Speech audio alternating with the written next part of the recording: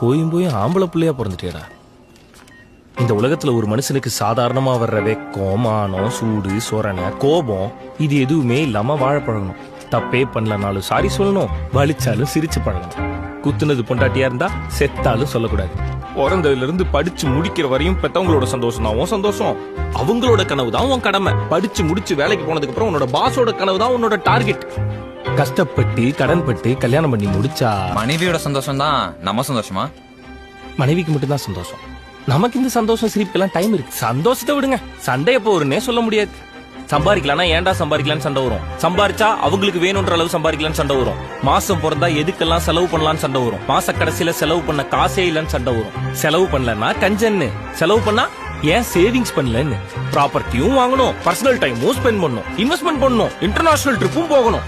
எது வேணும் வேணாம், பிடிக்கும் பிடிக்காது, முடியும் முடியாதுன்னு தெரிஞ்சு புரிஞ்சு சந்தோஷமா வச்சுக்கிறதுக்குள்ள போயும் போயும் உன்னையா கல்யாணம் பண்ண அப்படின்ற அந்த ஒத்த வார்த்தையில மொத்த டிப்ரெஷனையும் நம்ம தலையில இறக்கிடுவாளுங்க.